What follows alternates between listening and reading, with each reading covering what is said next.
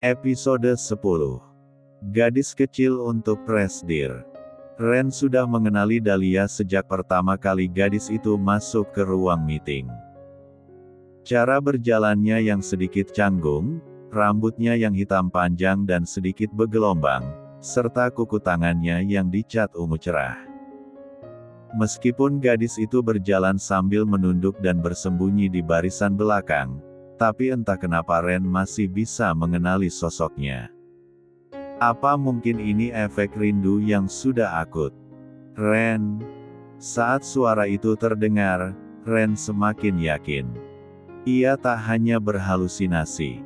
Ia kenal betul suara itu. Ternyata Dahlia memang benar-benar ada di sini. Tanpa sadar ia tersenyum senang, sepertinya Tuhan mengabulkan doa yang ia panjatkan akhir-akhir ini. Ini profil asisten sementara yang akan menggantikan saya, Pak, kata Pak David, sekretaris sekaligus asisten yang seharusnya mendampingi dirinya. Pak David mengajukan cuti karena harus menemani istrinya yang mau melahirkan, sehingga Ren meminta untuk dicarikan pengganti sementara. Awalnya Ren tidak tertarik untuk melihat profil karyawan itu, sampai saat ia membuka map, matanya terbelalak melihat nama Dahlia Chandana di sana. Sepertinya ini takdir, batin Ren dengan hati berbunga-bunga. Makanya, saat akhirnya gadis itu datang ke ruangannya, Ren tak mencoba untuk menyembunyikan perasaannya. Ia tersenyum senang saat melihat wanita itu datang dengan kepala tertunduk. Selamat pagi, Pak. Perkenalkan, saya Dahlia Chandana, asisten direktur sementara yang akan menggantikan Pak David. Ren sengaja tidak mengatakan apapun dan hanya diam saja sampai gadis itu mendongakkan kepala.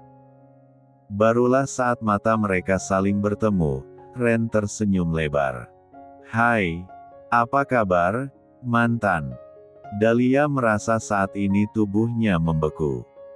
Bukan hanya karena Ren menyebutnya mantan, tapi juga karena senyuman pria itu yang masih sama mempesonanya. Untuk sesaat Dahlia merasa kehilangan akal sehat, tapi kemudian ia kembali menundukkan kepala. Maaf Pak, ada yang Bapak perlukan. Bapak bisa bilang pada saya. Seketika Ren merengut kesal. Kenapa gadis itu masih terus berbicara formal padanya? Dahlia, aku Ren. Kamu nggak ingat? Tentu saja aku ingat, batin Dahlia. Mohon maaf Pak, menurut saya kita harus menjaga batasan saat di kantor, Dahlia berkata tegas. Oh. Ren mengedipkan matanya kaget, tapi kemudian ia tersenyum. Baiklah kalau begitu, sekarang kamu temani saya keluar. Dahlia mengerutkan keningnya. Mau kemana Pak? Sarapan? Saya lapar, jawab Ren singkat sambil berjalan keluar mendahului Dahlia. Mau tak mau, Dahlia mengekor di belakangnya. Dahlia pikir, Ren akan mengajaknya makan di kantin yang ada di lantai atas, tempat para pejabat perusahaan biasanya berkumpul di sana. Nyatanya, lelaki itu malah mengajaknya sarapan di kantin karyawan, mana duduk di pojokan pula. Di sini pemandangannya indah, Ren berkata sambil memandang keluar jendela kantin, tempat orang-orang berlalu lalang. Sayang banget di atas nggak ada pemandangan kayak gini. Bapak kan bisa saja tetap makan di sini, Dahlia berkata heran. Nggak bisa semudah itu, Ren beralih menatap Dahlia. Coba kamu bayangin deh. Karyawan lagi enak-enaknya makan, tiba-tiba ada atasan datang. Memang makanannya bisa ketelan. Yang ada pasti bikin suasana canggung. Apalagi kantin itu kan biasanya tempat berkeluh kesah para karyawan tentang atasan mereka. Kalau atasannya ada di situ, mana bisa ngomongin dengan bebas. Yang ada mereka malah merasa tertekan. Dahlia berdehem mendengar ucapan Ren yang memang benar adanya. Kenapa lelaki itu seperti paham sekali kehidupan karyawan rendahan sepertinya? Ngomong-ngomong, saya merasa dunia itu benar-benar sempit. Dari sekian banyak tempat, kita berdua malah ketemu di sini. Ren terkekeh, menyuapkan capcay ke dalam mulutnya. Sepertinya pertemuan kita itu adalah takdir. Ucapan itu sukses membuat Dahlia tersedak. Ia terbatuk-batuk, dan Ren langsung menyodorkan segelas air putih untuknya. Kamu itu tipe orang yang gak suka punya hubungan sama rekan kerja ya? Tanya Ren sambil menatap Dahlia lamat-lamat. Ditatap seperti itu oleh orang setampan Ren jelas membuat Dahlia langsung salah tingkah. Bukan begitu Pak. Saya cuma ingin memberikan batasan antara urusan pribadi dengan pekerjaan, supaya terlihat lebih profesional, jawab Dahlia sekenanya. Oh gitu. Ren manggut-manggut. Jadi kalau di luar kantor, kita bisa bicara santai kan? Ya tentu saja, kalau Anda nggak keberatan. Tentu saja tidak. Kamu kan mantan pacarku. Kalimat terakhir itu membuat Ren tertawa, begitu juga dengan Dahlia. Mama saya bilang kangen kamu tuh, lanjut Ren lagi. Dia bilang saya suruh bawa kamu ke rumah. Hah? Mata Dahlia membola. Terus gimana dong? Kita kan? Saya bilang kalau kita udah putus, sahut Ren. Karena itu saya kena marah, dan disuruh ikut kencan buta lagi. Astaga, Dahlia meringis mendengar ucapan Ren. Maafkan saya. Kenapa kamu yang minta maaf? Kamu nggak salah apa-apa, Ren kembali tertawa.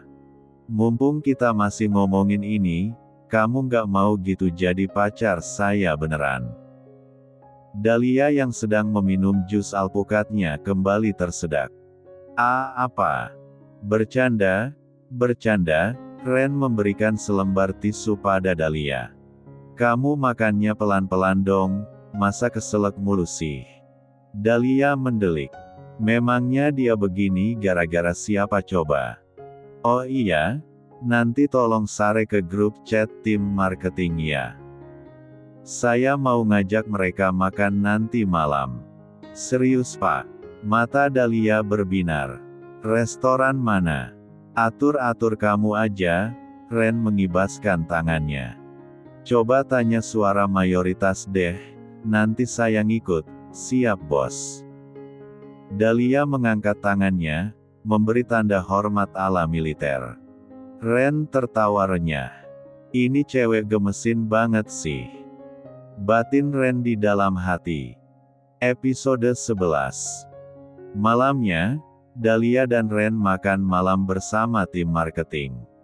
Sesuai dengan suara tertinggi, Dahlia memesan tempat di sebuah restoran steak yang cukup mahal. Kata rekan-rekannya, mumpung yang mentraktir adalah direktur, harus dimanfaatkan semaksimal mungkin. Terima kasih atas traktirannya Pak, ujar salah satu karyawan wanita sambil membusungkan dadanya yang besar pada Ren. Sengaja sekali wanita itu membuka dua kancing atas kemejanya agar asetnya menyembul. Di saat-saat seperti ini memang waktu yang tepat bagi para karyawan wanita jomblo untuk mencuri-curi perhatian atasan, apalagi jika atasannya seganteng Ren. Ren hanya tersenyum simpul. Ia bisa melihat kilatan mata menggoda dari para wanita yang ada di situ, tapi ia memilih untuk mengabaikannya dan bersikap biasa-biasa saja. Masalahnya hal seperti ini selalu terjadi dimanapun dirinya berada dan dia sudah sangat muak akan hal itu. Kalau boleh tahu, Pak Direktur umur berapa? Dimulailah percakapan dengan menanyakan data diri Ren. Saya 29 tahun. Wah, masih muda banget ya. Sudah taken apa masih single nih Pak? Mulailah pertanyaan jebakan yang mengundang perhatian semua kaum hawa. Ren tersenyum dan terdiam cukup lama, seperti dengan sengaja mengulur waktu. Mau tahu aja apa mau tahu banget? Ya ampun Pak, udah penasaran banget ini. Ayolah Pak, kita kepo nih. Ren tertawa terbahak-bahak, menikmati seruan protes itu. Saya jomblo, jawab Ren yang membuat para wanita bersorak. Tapi saya masih pengen ngajak mantan saya balikan. Kami baru putus 2 minggu yang lalu. Ucapan terakhir Ren membuat para wanita seketika menghela napas panjang. Ini sih namanya disuruh menyerah duluan sebelum berperang. Berbeda dengan yang lainnya, Dahlia justru terpaku dengan ucapan Ren barusan. Mantannya yang putus 2 minggu lalu. Dahlia mulai menghitung hari pertamanya bertemu dengan Ren. Dahlia, Dahlia. Seruan Hani membuat Dahlia sontak menoleh. Itu gelas lo udah penuh sampai tumpah-tumpah. Dahlia melihat ke arah yang ditunjuk Hani, dan ia terperanjat kaget saat menyadari air yang ia tuangkan ke gelas sudah meluap kemana-mana. Dahlia buru-buru bangkit dari duduknya, mengelap celananya yang basah dengan tisu. Kamu nggak apa-apa? Ren yang duduk di sebelahnya bertanya khawatir, ia mengulurkan sapu tangannya pada Dahlia. Dahlia menerimanya sambil mendapatkan tatapan tajam dari rekan-rekan wanitanya. Saya permisi ke toilet dulu, ujar Dahlia sambil berjalan agak terburu-buru menuju toilet. Dahlia, kamu ceroboh banget sih, omel Dahlia pada dirinya sendiri. Untunglah air yang tumpah ke celananya adalah air mineral, jadi tidak meninggalkan noda di sana. Hanya saja Dahlia perlu menunggu beberapa lama sampai celananya benar-benar kering. Setelah dirasa celananya aman, Dahlia keluar dari toilet dan kembali ke meja tempat rekan-rekannya berkumpul. Tidak ada Ren di sana, entah kemana perginya. Dahlia beranjak hendak menghampiri mereka sampai. Mbak Dahlia itu kalau dilihat-lihat caper banget ya, suara itu milik Andin, junior 1 tahun di bawah Dahlia. Sengaja banget numpahin air minum biar diperhatiin sama Pak Direktur. Ups, ternyata mereka sedang membicarakan dirinya. Dahlia refleks memundurkan langkah dan bersembunyi di balik tembok. Curi-curi kesempatan buat deket-deket sama Pak Direktur pula. Hih, dia pasti sengaja deh minta dijadiin asisten sementara. Terdengar suara dari Andin lagi.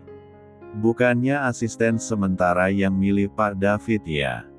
Tanya salah satu karyawan baru. Ya kan minta rekomendasinya dari Bu Hani. Mbak Dahlia sama Bu Hani kan besti. Jawab Andin dengan yakin. Memangnya kalian gak merasa aneh, kenapa Mbak Dahlia yang baru kerja 3 tahun langsung jadi asisten manajer? Emangnya kenapa tuh? Ya pasti karena kekuatan orang dalam, lah. Masa sih? Dengar-dengar Doi sama kepala HRD pernah ngamar bareng sebelum ke Lumiere. Buset, sugar baby dong. Dahlia menghela napas panjang mendengar semua omong kosong itu. Sekarang pembahasannya sudah melebar kemana-mana. Sebenarnya Dahlia bukan tipe orang yang mempermasalahkan kalau dirinya jadi bahan gosip orang lain. Tapi, yang mereka bicarakan sekarang bukan gosip lagi, jatuhnya sudah fitnah. Dahlia beranjak dari tempat persembunyiannya. Ia ingin memberikan pelajaran yang jelas kepada para juniornya itu. Tapi, sebelum langkahnya sampai ke meja, ia melihat Hani sudah berdiri di sana. Coba ulangi lagi ucapan kamu tadi di depan saya, ujar Hani dengan menatap tajam Andin. Andin seketika terdiam. Wajahnya pucat dan ia terlihat menelan ludahnya gugup. Maksudnya yang mana ya Bu? Harus saya ulangi lagi biar kamu ingat. Hani memasukkan kedua tangannya ke dalam saku celana, membuatnya terlihat keren sekaligus galak. Soal Dahlia yang minta ke saya buat jadi asisten direktur sementara dan juga soal Dahlia yang ngamar bareng kepala HRD. Ulangi semuanya. Andin menundukkan kepala. Begitu juga para junior wanita yang asyik bergosip bersamanya tadi. Hei Andin, kamu kira semua orang itu kayak kamu? Yang butuh bantuan orang dalam buat masuk ke Lumiere. Hani mendekatkan wajahnya pada Andin dan berbisik di telinga gadis itu. Lo pikir gue nggak tahu hubungan lo sama manajer sebelumnya? Wajah Andin langsung memerah mendengar ucapan Hani. Hani tersenyum puas. Ia lalu mengangkat kepalanya dan memandang semua bawahannya di sana. Kalian kan anak baru ya, jadi jangan mudah terpengaruh sama omongan orang. Kalau kalian mau jadi kaya Dahlia, kerja yang benar. Jangan kebanyakan gosip. Dahlia itu meskipun baru kerja 3 tahun, tapi dia sangat kompeten, kerjanya bagus. Saya merekomendasikan dia sebagai asisten direktur sementara karena memang dia mampu. Nggak kayak kalian yang kerjanya ngomongin orang doang. Semua kepala langsung tertunduk mendengar ucapan tegas Hani. Sementara itu Dahlia memandang semuanya dari kejauhan sambil tersenyum penuh haru. Ternyata kamu punya teman yang baik ya. Dahlia terperanjat karena tiba-tiba ada suara pria di belakangnya. Ia menoleh dan terbelalak kaget. Ren, maksud saya, Pak. Ngapain di sini, dan sejak kapan? Saya keluar dari toilet dan lihat kamu berdiri di sini. Saya penasaran kamu lagi ngapain. Ternyata ada tontonan menarik. Dahlia menghela napas jengkel. Seneng ya ngeliatin saya diomongin yang gak-gak sama orang. Ujarnya sambil mengerucutkan bibir. Lucu aja, Ren tertawa kecil. Masa kata mereka kamu sengaja cari perhatian sama saya, padahal kan saya yang lagi cari perhatian kamu. Hah? Dahlia langsung diam terpaku dengan mulut ternganga. Ren tersenyum dan mengangkat tangannya menyentuh dagu Dahlia. Jangan mangap-mangap, entar ada lalat masuk, ucap Ren sambil mengangkat dagu gadis itu. Setelah melakukan hal itu, ia pergi begitu saja meninggalkan Dahlia. Curang banget, Dahlia memegang dadanya sendiri, mencoba menenangkan jantungnya yang berdegup cepat. Setelah bikin aku jantungan, dia pergi begitu saja.